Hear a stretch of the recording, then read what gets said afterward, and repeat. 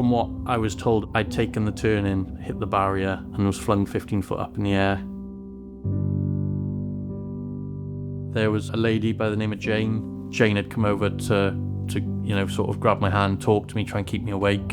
And she said as the sirens were getting closer and closer, all of a sudden then she could hear the helicopter. I was worked on for 45, 50 minutes. They administered 60 minutes of blood on the roadside. The air ambulance carry blood now, so that assisted them to give me blood to be stable enough to be transported to hospital. But unfortunately with the right leg, because I'd severed the artery, and they realised that the leg was basically killing me.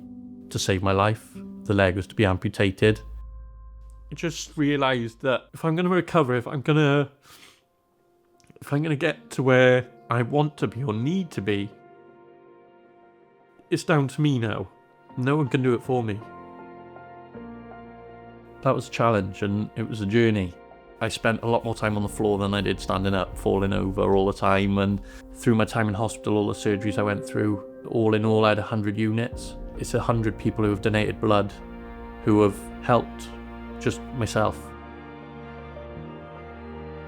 After finding out we were going to have a baby, how am I going to be a dad?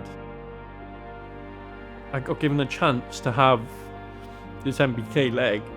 It come at the perfect time, really, that I had the leg a couple of weeks before he was due.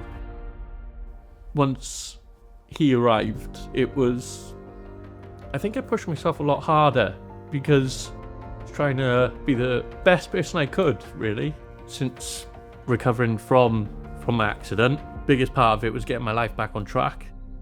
I eventually found a job, applied and got it with Dyma Police. Since starting that, we've bought a house. I never thought I'd be where I am today, doing what I'm doing.